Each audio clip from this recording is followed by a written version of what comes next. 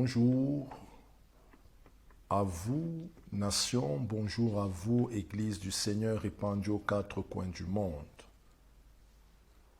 Que la grâce du Seigneur Jésus-Christ soit sur vous tous.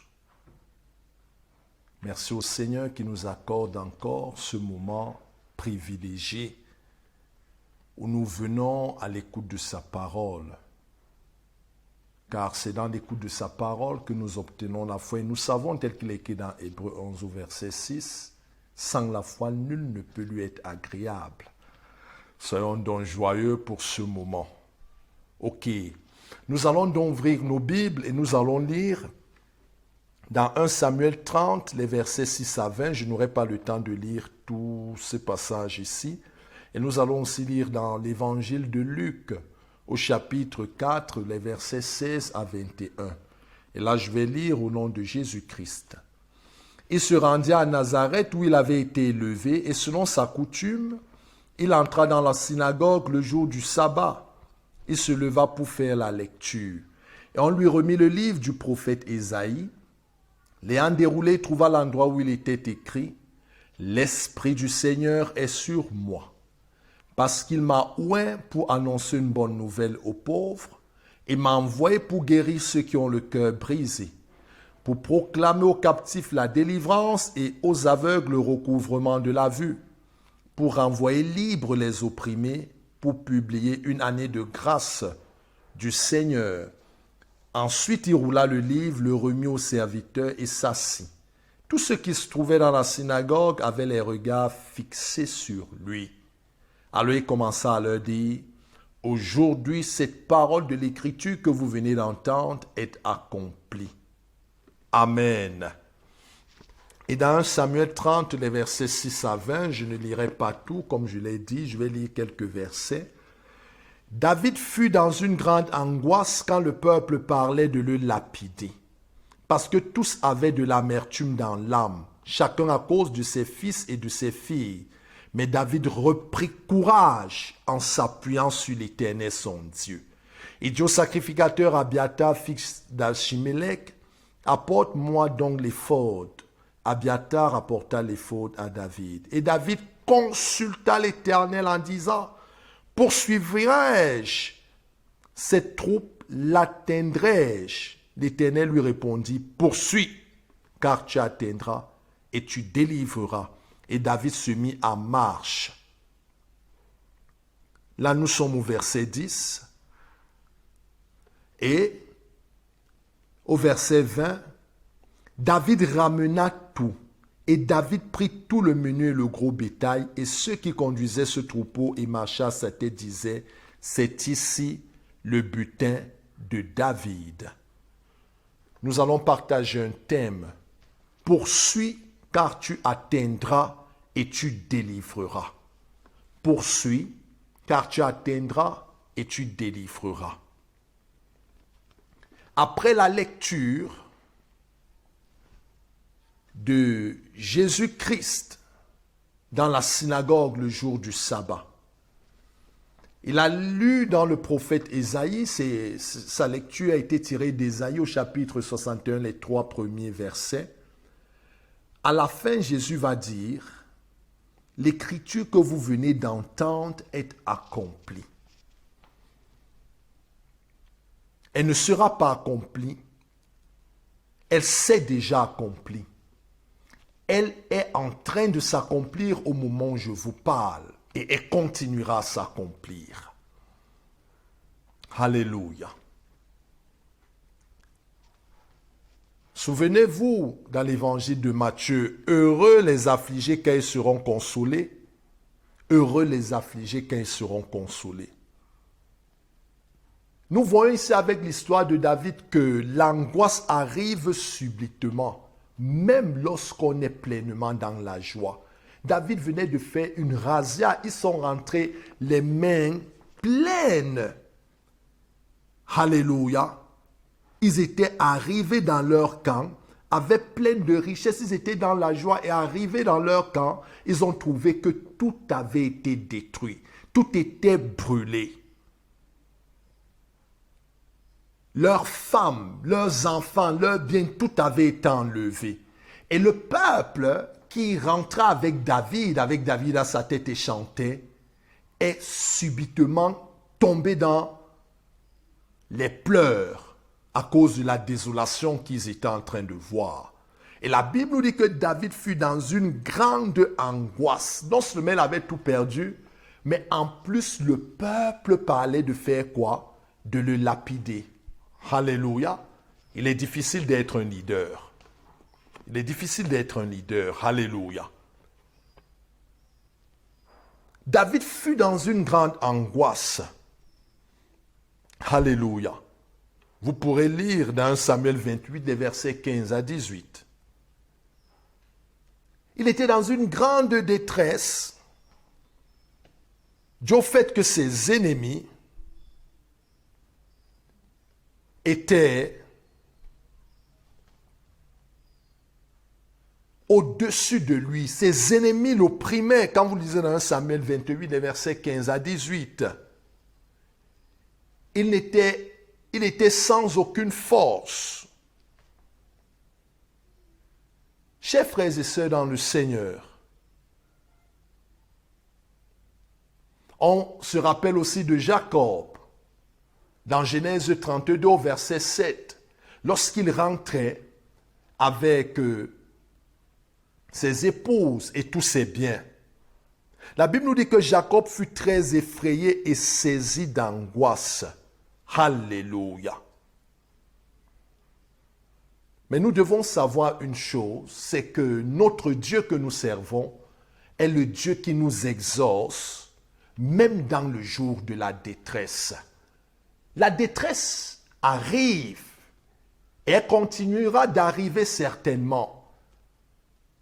Mais je viens vous assurer d'une chose, c'est que même dans la détresse, Jésus-Christ est présent et il sera toujours présent. Dans la détresse, il écoutera ta prière et il te répondra pour te montrer la direction à suivre. Alléluia. Alléluia.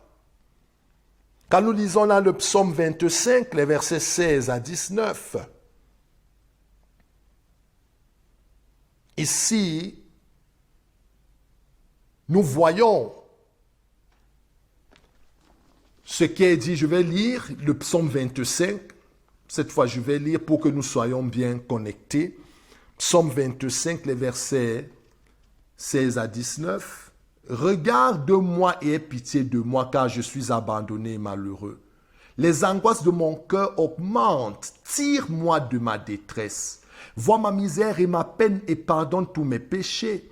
Vois comment mes ennemis sont nombreux et de quelle haine violente ils me poursuivent. Alléluia. Ici, nous parlons de l'angoisse. Nous parlons de la détresse, la misère, la peine, la confusion, les malheurs, les afflictions. Alléluia. Et même toujours dans le psaume 42, au verset 8, un flot appelle un autre flot au bruit de tes ondées, toutes tes vagues et tous tes flots passent sur moi. Ici, l'âme du psalmiste était abattue et gémissait jour et nuit au-dedans de lui, car toutes les vagues et tous les flots passaient sur lui. Il était dans toutes sortes de revers, d'échecs, de peines, d'angoisse. Regardez, échec sur échec, déception sur déception. On ne sait plus où tourner la tête. Alléluia. Alléluia. Dans 2 Corinthiens 1, les versets 8 et 9, en parlant du grand apôtre de la foi, l'apôtre Paul, dans 2 Corinthiens 1, les versets 8 et 9, je vais lire. Nous ne voulons pas en effet vous laisser ignorer, frères, au sujet de la tribulation qui nous est survenue en Asie, que nous avons été excessivement accablés au-delà de nos forces, de telle sorte que nous désespérions même de conserver la vie. Et nous regardions comme certains notre arrêt de mort, afin de ne pas placer notre confiance en nous-mêmes, mais de la placer en Dieu qui ressuscite les morts. Alléluia. Paul en Asie, avec ses compagnons, se sont retrouvés dans une grande tribulation. Il dit qu'ils désespéraient même de vivre. Ils étaient excessivement accablés au-delà de leur force. Pour eux, ils étaient certains que c'était la fin. Ils regardaient comme inévitable leur fin. Et de telles situations arrivent dans la vie de plusieurs enfants de Dieu. Alléluia. Dans 2 Corinthiens 4, verset 8, l'apôtre Paul va dire, nous sommes pressés de toute manière. Ça veut dire nous n'avons aucun repos. C'est l'abattement, les soucis pour la croissance des églises, les insomnies, les questionnements, la désolation, la peur et autres. Alléluia. Donc vous voyez que de même que le païen ou l'homme qui ne connaît pas Dieu, alléluia, les enfants de Dieu qui ont même la foi se retrouvent aussi oppressés. Ils se retrouvent souvent dans l'affliction, ils se retrouvent dans la peur due à l'environnement dans lequel ils se trouvent. Dans la peur due aux informations qui parviennent, aux réalités qu'ils vivent dans ce monde. Il ne s'agit pas seulement des païens. Alléluia. Mais comment devons-nous réagir face à la détresse? Parce que c'est de ça dont il est question. Poursuis car tu atteindras et tu délivreras. C'est ce que le Seigneur a dit à David quand David s'est tourné vers lui. Chers frères et sœurs dans le Seigneur, la première des choses, c'est de reprendre courage et s'appuyer sur son Dieu. La détresse n'est pas le moment pendant lequel nous devons quitter l'église du Seigneur ou la présence de Dieu. Ah Seigneur, tu m'avais promis ci, tu m'avais promis ça, comme ce n'est pas arrivé, ah, je ne crois plus en toi. On sort de la présence de Dieu, ce n'est pas l'attitude. Chers frères et sœurs dans le Seigneur, il faut reprendre courage et s'appuyer sur son Dieu. Psaume 18 au verset 7. Ça veut dire crier à son Dieu, l'invoquer, lui faire entendre sa voix. Ça veut dire qu'il faut ouvrir la bouche, non pas pour se plaindre, mais pour prier Dieu, pour lui dire dans quelle détresse tu es. Il ne l'ignore pas, mais ici nous parlons des principes spirituels du royaume de Dieu. Ça veut dire que si vous êtes dans la détresse et que vous vous taisez, le Seigneur vous regardera. Pas parce qu'il ne vous aime pas, parce que le royaume de Dieu dans lequel nous faisons partie est un royaume de principes.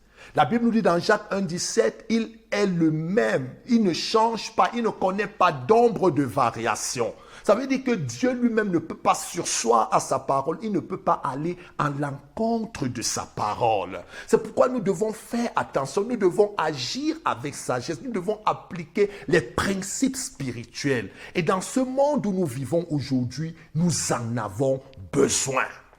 Alléluia. Nous en avons besoin. Donc, il faut lui faire entendre sa voix. Vous pourrez lire dans le psaume 130, les 2 premiers versets, et le psaume 25, les versets 15 à 19. Secondement, il faut espérer en l'Éternel, fortifier son esprit et affermir son cœur. Psaume 27, verset 14, Ésaïe 8, verset 17, Hébreux 2, verset 13, Ésaïe 26, verset 3 et 4, Psaume 42 au verset 12. Il faut affermir son cœur. Alléluia. Mais ce qui nous fait rentrer dans une grande angoisse, c'est ce que nous voyons. Ce sont les nouvelles qui nous parviennent. Alléluia. La répercussion se fait directement dans notre esprit, dans notre pensée. Et vous voyez ici que l'affermissement de son cœur, forcément, c'est se remplir de la parole de Dieu. Ça veut dire que l'information qui a entraîné l'angoisse doit disparaître au profit de ce que la parole de Dieu dit. Quelle que soit l'angoisse, reviens à Dieu par la prière. Retourne dans la parole de Dieu. Alléluia. Et c'est justement ça le troisième point. Se glorifier en Dieu et en sa parole. Le psaume 56, versets 4 à 5. Et puis les versets 11 et 12. Et puis le psaume 62, les versets 2 et 3. Alléluia. Ça veut dire qu'on doit rentrer dans la méditation de la parole de Dieu. L'angoisse, les détresses et toutes les contradictions qui peuvent arriver à un chrétien ne sont pas l'occasion pour lui d'abandonner la prière et la méditation. Alléluia. Ça, ce sont des erreurs qu'il ne faut pas faire. Alléluia. Et quatrièmement, il faut se réfugier dans le nom de l'Éternel. Proverbe 18, 10, Psaume 24 au verset 8, Psaume 20 au verset 8, 2 Corinthiens 5 au verset 7. Marchez par la foi et non par la vue, en étant plein de confiance. Alléluia. Ça, c'est très important. Et vous pourrez toujours lire dans Ésaïe 25, verset 4, Romains 8, verset 31, Hébreux 13 au verset 6. Ça, c'est très important. Et il faudra aussi, après tout cela, se remplir du Saint-Esprit. Il faudra se remplir du Saint-Esprit. Notez bien, David alla vers le sacrificateur qui avait l'éphod. Vous allez lire dans Samuel 23, les versets 6 et 9, Nombre 27, verset 21. Ça veut dire qu'il avait le jugement de l'Urim. Quand vous lisez dans Exode 28 au verset 30, Urim et Tumim, lumière et perfection, objet de nature inconnue. Mais c'est ce que ça signifie, lumière et perfection. Donc David alla contempler la lumière contenue dans la parole pour être éclairé et instruit sur ce qu'il devait faire dans toute la vérité. Chers frères et sœurs dans le Seigneur, ce n'est pas en zappant les chaînes d'information étant devant votre télé que vous aurez cette lumière. Ce n'est pas en écoutant les voisins, en surfant, en regardant les informations qui sont diffusées à gauche et à droite sur les réseaux sociaux que vous aurez la lumière. Non, David est allé puiser la lumière. Il est allé puiser la vraie information, la direction qu'il devait prendre, ce qu'il devait faire pour sortir de cette angoisse. Mes chers frères et sœurs, mais le peuple parlait de lapider David. Ça veut dire, il lui disait, fini de pleurer. Après avoir fini de pleurer, nous prendrons les pierres, les morceaux de fer qui sont là et nous te tuerons. Qu'est-ce qu'il allait faire? Mais regardez son attitude. Et c'est cette attitude que Dieu attend de vous. C'est cette attitude qu'il attend de moi. C'est cette attitude qu'il attend de nous tous dans les moments d'angoisse et dans les moments de crise. Alléluia. Alléluia. Il allait contempler la gloire de Christ qui se trouve dans sa parole, 2 Corinthiens 3, verset 18. Quand nous contemplons la gloire de Christ, nous sommes transformés en la même image par la puissance de son esprit. Donc ça veut dire qu'il s'est laissé enseigner. Il est allé à la rencontre de la révélation des mystères de Christ. Et pendant qu'il se laissait enseigner, il était transformé au même moment. Le courage le remplissait. L'assurance venait parce qu'il savait déjà ce qu'il devait faire. Il avait la direction et ne regardait pas à l'instant présent, mais son regard était déjà projeté sur la fin. Il avait déjà la vision de la réussite qui lui était assurée. Mon frère, ma soeur, le moment difficile que tu passes n'est pas ta fin. Dieu a prévu une porte de sortie. Mais écoute attentivement ce que nous venons de dire. Va dans la parole, lis ces versets, médite sur eux et tu verras que le Seigneur agira comme il avait fait avec David. Alléluia. Et quand David l'a fait, la Bible nous dit que l'Éternel lui répondit. Ça veut dire que David avait prié, David lui avait posé une question. Comment ferais-je, Seigneur, pour m'en sortir? Quand on est dans l'angoisse, on ne va pas devant Dieu pour lui dire, Seigneur, je manque d'habits, je manque de maison, je manque de ceci. Il lui avait posé une question précise. Enfant de Dieu, c'est de cette manière que nous devons procéder. Il lui avait exprimé le souci de son cœur. Et le Seigneur lui a répondu, sachons ouvrir nos bouches, sachons parler. Dieu est notre Père, il nous entend. Alléluia. Ne dis pas seulement, il connaît tout ce qui est dans mon cœur. Il est Dieu, il sonde les cœurs, il sonde les reins. Ça, c'est une mauvaise interprétation de la parole de Dieu. Ouvre ta bouche, exprime ta pensée, parle à ton Père. Alléluia. Alléluia. Dieu lui a dit, David, mon fils, tu atteindras et tu délivreras. Alléluia. David se mit directement en action sur la réponse de Dieu. Ce dont nous avons besoin pour nous en sortir, c'est d'une parole du Seigneur. Dès qu'elle est sortie, saisissez-la par la foi et mettez-vous tout de suite en action.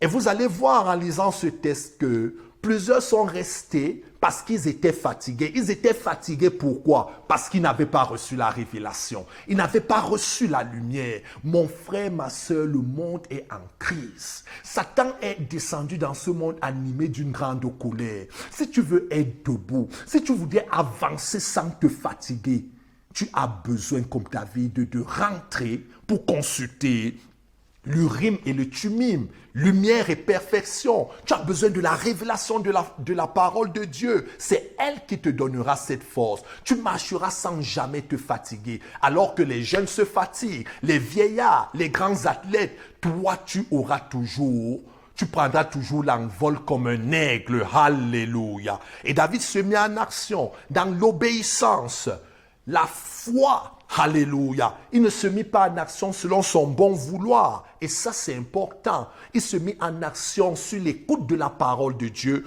pour faire selon ce que le Seigneur lui avait révélé. Alléluia. Et c'est comme ça que cela se passe. Poursuis et tu atteindras. Mon frère, ma soeur, tu as une solution. Alléluia. La parole de l'Éternel est une lampe à mes pieds. Sans la lumière, on continuera à tâtonner, à marcher dans les ténèbres. Mais par cette parole qui vous a été révélée, vous verrez que la solution est à votre portée. Alors, saisissez-vous de la lumière qui vous est donnée, saisissez-vous de la parole, levez-vous, agissez, poursuivez, vous atteindrez, vous délivrerez. Poursuivez, agissez, vous serez bénis, vous serez guéris, vous verrez votre communion avec Dieu être plus forte, vous verrez comment votre ministère prospérera, vous verrez comment votre carrière prendra un nouvel envol. Ne soyez pas découragés, le Seigneur est avec vous. Sa parole est sa lumière et c'est cette lumière qui vous a envoyé. Laissez donc que cette lumière brille dans vos cœurs, qu'elle brille sur vous et qu'elle vous dirige. Soyez bénis au nom de Jésus-Christ de Nazareth. Alléluia. Amen. Amen. Amen. Amen.